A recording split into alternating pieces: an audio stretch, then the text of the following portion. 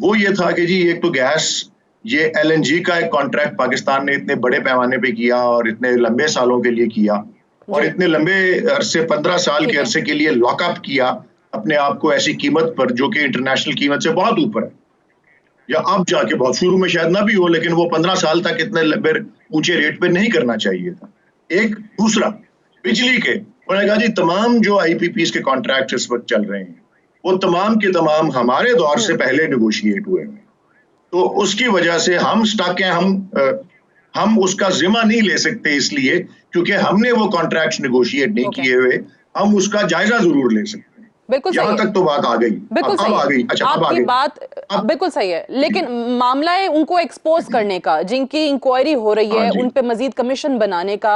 मेरा सवाल बड़ा सिंपल है कि वजीर आजम सदारत कर रहे थे, काबीना पूरा जवाब दूंगा, मंजूरी हो गई कि कमीशन एक्ट बनेगा, फिर क्यों 2 महीने मौखिर हो रहा है? बस मैं बता देता हूं ना आपको। देखिए 1994 में पहली पावर पॉलिसी आई बेनजीर भुट्टो साहिबा के टाइम, जनरल मुशर्रफ के दरमियान 2002 की पावर पॉलिसी आई, उसके बाद दीगर पावर पॉलिसीज मियां नवाज शरीफ के टाइम में आई। उसमें ये जो फर्क बताना चाह रहा हूं वो ये है कि उन पावर पॉलिसीज में इन्वेस्टर्स को, जिनमें से हार्डली कोई एक दो अब गवर्नमेंट में है जिनके आपने नाम लिए, जनरली इन्वेस्टर्स को लोकली और इंटरनेशनली इन्वेस्टर्स को इंसेंटिव देने के लिए इन प्रोजेक्ट्स के लगाने में बहुत बड़ी बड़ी प्रॉफिटेबिलिटीज देने का उसमें वादा गवर्नमेंट ने खुद किया, जिसकी भी गवर्नमेंट थी, हमारी नहीं थी। तो अब बात यह है कि मुझे ख्याल अपना ये है, ये this is the punch line, मुझे ख्याल ये है कि इस जो भी अभी तक सामने, क्योंकि मंजर आम पे तो वो आई नहीं है रिपोर्ट्स जो अभी तक पावर सेक्टर की बनी है, ये जरूर वाज़ेह हुआ है कि प्रॉफिट्स बहुत ज्यादा लिए हैं उन कंपनीज ने।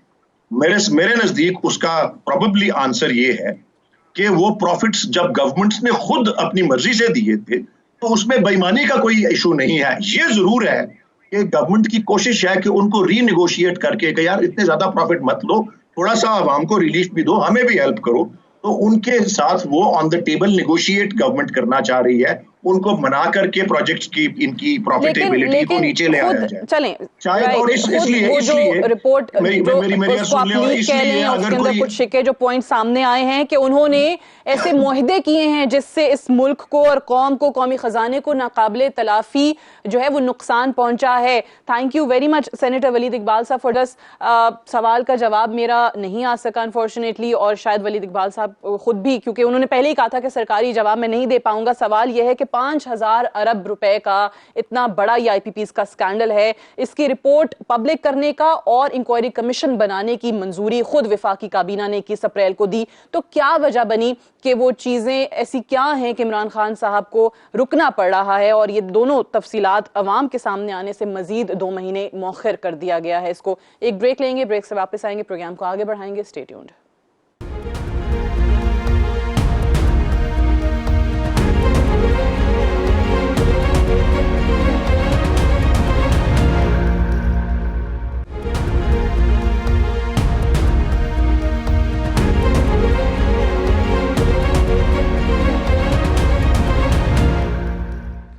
Welcome back. प्रोग्राम में एक बार फिर से खुश आमदीद। कोरोना के बायस मुश्किलात बढ़ रही हैं, पाकिस्तान में भी नंबर बढ़ रहा है, और जैसे इंट्रो में जिक्र हुआ था कि डॉक्टर्स और पैरामेडिकल स्टाफ जो है वो डायरेक्ट कोरोना के निशाने पर है।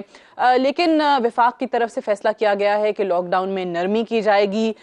सिंध का थोड़ा सा इख्तलाफ हमें देखने को मिलता है, लेकिन वहाँ पर भी आहिस्ता आहिस्ता जो रिस्ट्रिक्शंस हैं उनको उठाया जा रहा है, लॉकडाउन में नरमी की जा रही है। यकसां पॉलिसी होनी चाहिए, जो कि अनफॉर्चुनेटली नहीं है, जिसका जिक्र कल सुप्रीम कोर्ट में भी किया गया। लेकिन इस वक्त क्या सिचुएशन है कोरोना की और हम कहां खड़े हैं, लॉकडाउन में नरमी होनी चाहिए या नहीं होनी चाहिए, बात करेंगे डॉक्टर सीमी जमाली साहिबा से, जो कि एग्जीक्यूटिव डायरेक्टर हैं जिना पोस्ट ग्रेजुएट मेडिकल कराची की। बहुत बहुत शुक्रिया डॉक्टर सीमी जमाली साहब हमसे बात करने के लिए। सबसे पहले तो मैं आपसे जानना चाहूंगी कि क्या इस वक्त सिचुएशन है, क्योंकि डॉक्टर्स ये कहते नजर आए, खुद WHO की तरफ से कहा गया कि जुलाई में अगर हमने इफेक्टिव मेजर्स नहीं लिए तो पाकिस्तान में 2 लाख कोरोना पेशेंट्स हो सकते हैं, और आप लोगों की तरफ से भी मई जून को बहुत सख्त महीना, मुश्किल महीना कहा गया था कोरोना के लिए। आज हम कहां खड़े हैं कोरोना केसेस को लेकर? Thank you very much, Sadia, for inviting me to your show. मैं सबसे पहले तो आपको एक बात बताना चाहती हूँ, और ये हम सबको पता होना चाहिए कि कोरोना के बारे में इतनी इन्फॉर्मेशन किसी को भी नहीं है। This is all A statistical evaluation. जो लोग ये समझते हैं कि मई के पहले हफ्ते में, दूसरे हफ्ते में, या तीसरे हफ्ते में, या जून में, या जुलाई में, विच एवर मंथ, उसमें ये बढ़ जाएगा। तो मुझे लगता है कि बतदरीज हम पेशेंट्स ज्यादा से ज्यादा नंबर्स में देख रहे हैं, और इनिशियली हमारे पास कम सिक पेशेंट्स आ रहे थे, अब हमारे पास ज्यादा सिक पेशेंट्स आ रहे हैं। तो नंबर्स तो बढ़ रहे हैं, और नंबर्स बढ़ने की एक और वजह भी ये नजर आती है कि अब टेस्टिंग कैपेसिटी जैसे जैसे सूबों की बढ़ रही है, और जैसे जैसे सिंध में इन पर्टिकुलर बढ़ गई है, तो वी सी मोर पेशेंट्स। और जब हम ज्यादा पेशेंट्स देखते हैं तो ऑब्वियसली उसका इम्पैक्ट भी उतना ही ज्यादा होता है। पहले लोगों को इतनी आगाही नहीं थी, बार बार लोगों को ये आगाह किया गया है, उनको सिम्टम्स, साइंस एंड सिम्टम्स बताए गए, प्रिवेंटिव मेजर्स बताए गए, तो इसलिए लोगों को भी समझ में आ गया कि क्या सिम्टम होता है तो हमें टेस्ट कराने जाना है। क्योंकि आउट ऑफ द ब्लू भी बहुत सारे लोग आ जाते हैं टेस्ट कराने के लिए, और जरूर कुछ ना कुछ उनको सिम्टम होता है तो वो तशरीफ लाते हैं। ठीक है, बिल्कुल सही है। टेस्टिंग कैपेसिटी क्योंकि बढ़ गई है, इसलिए नंबर भी बढ़ रहा है। और सही कहा आपने कि किसी के पास, हम पूरी दुनिया में देख रहे हैं, ऑब्वियसली रिसर्चेस की बुनियाद पर, स्टडीज की बुनियाद पर बहुत सारी चीजें कही जा रही हैं, लेकिन एग्जैक्ट क्या इसकी इवैल्यूएशन हो सकती है वो ऑब्वियसली कोई भी नहीं बता सकता है। एक बड़ी मिथ चल रही है, इसको भी अगेन मिसकंसेप्शन कह लें या कुछ भी कह लें, या अगर आपको लगता है कि इसमें कोई फैक्ट है, कराची में हम देख रहे हैं कि हीट वेव भी आई हुई है, और बहुत सारे लोग कोरोना के खत्म होने को टेम्परेचर के बढ़ने से लिंक कर रहे हैं। इसका आपस में कोई कनेक्शन है? देखिए, हम बड़े ऑप्टिमिस्टिक नेशन है, और मैं समझती हूँ कोई भी छोटी सी खुशी अगर हमारी जिंदगी में आ जाए तो कोई हर्ज नहीं है। लेकिन इसका क्योंकि कोरोना इतना नया वायरस है, कोविड-19 सच अ न्यू वायरस, कि इसके बारे में लोगों को भी इतना कुछ मालूमात नहीं है। तो हीट होने से या हीट कम या ज्यादा होने से अभी तक किसी को कुछ पता नहीं है कि क्या हो सकता है। बहरहाल वी आर होपफुल, अल्लाह करे कि कुछ बेहतर हो जाए, लेकिन इसका फिलहाल कोई कनेक्शन नहीं है। And it's myth kind of, लोग बिलीव करते हैं कि गर्मी ज्यादा हो जाती है तो फिर शायद इसकी शिद्दत में कुछ कमी हो जाए, लेकिन इसमें कोई सदाकत फिलहाल तो नजर नहीं आ रही। नहीं है। ठीक है डॉक्टर साहब, एक और चीज बताइएगा कि अब अगर जिन्ना हॉस्पिटल में ही हम देख लें, क्योंकि बहुत से हॉस्पिटल्स जो हैं वो लाहौर में हम बात करते हैं डॉक्टर ताहिर शमसी से, वो बताते हैं कि क्या होना चाहिए, या वो किन किन हॉस्पिटल्स को लेकर प्लाज्मा थेरेपी जो है वो शुरू करने जा रहे हैं। क्या जिन्ना हॉस्पिटल में इस हवाले से कोई काम हो रहा है, प्लाज्मा थेरेपी का आगाज हुआ है? जी, बहुत अच्छा क्वेश्चन किया आपने मुझसे। सिंध ने जिन हॉस्पिटल्स को नॉमिनेट किया था प्लाज्मा थेरेपी के हिसाब से, उसमें रूथ फा और एक और हॉस्पिटल था जिनको इन्होंने नोटिफाई किया था। लेकिन आज ताहिर शमसी साहब मेरे पास आए थे और उन्होंने मुझसे इस बारे में बात की थी। ना सिर्फ बात की थी बल्कि उन्होंने हमारे डॉक्टर्स को भी बुलाया था और हमने काफ़ी सारे we had a meeting together. और फिर मैंने अपनी मिनिस्टर ऑफ हेल्थ जो अजरा पेचो साहिबा हैं उनसे बात की थी, और अगर वो हमें अप्रूवल दे देंगी, जो कि she is a very positive person, उन्होंने हमें कहा कि वो अप्रूवल दे के नोटिफाई अगर कर देंगी तो फिर हम ये प्लाज्मा थेरेपी दे सकते हैं। और कोई हरज नहीं है प्लाज्मा थेरेपी देने में, क्योंकि ये एक पुराना मेथड है एंटीबॉडीज पैसिव इम्यूनिटी देने का, और अगर इसमें कोई फायदा हो जाए after following all the criteria तो कोई हरज नहीं है। अगर आप मिडिल ऑर्डर और हम समझें कि इसका आगाज कर दिया जाएगा सिवियर केसेस को, जैसे ही अप्रूवल आएगा गवर्नमेंट ऑफ सिंध का, उसके बाद हम कोशिश करेंगे कि जितनी जल्दी आगाज हो सके उतना ही अच्छा होगा। हम एक सरकारी इदारा है और हमें गवर्नमेंट से परमिशन लेने की जरूरत है to do take up such a big humongous task. अभी एक बड़ा अफसोसनाक हमने पिछले दिनों वाकया देखा, डॉक्टर फुरकान की जिस तरीके से डेथ हुई, उनकी जो बेवा का स्टेटमेंट है मीडिया पे हम देख रहे हैं वो भी काफ़ी दिल दहला देने वाला है। बहुत अफसरदा थी वो भी, जो बात कर रही थी कि किस तरीके से एक हॉस्पिटल से दूसरे हॉस्पिटल उनको लेकर जाया जा रहा था। क्या सूरत हाल है?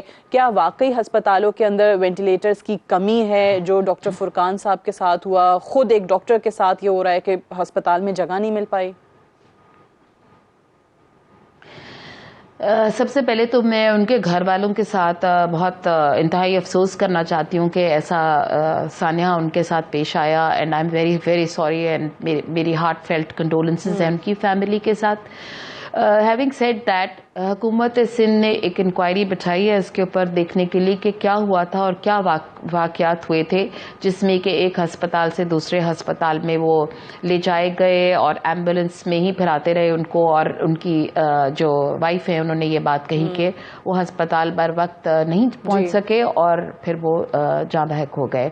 तो it's a very sorry story and a very sad story.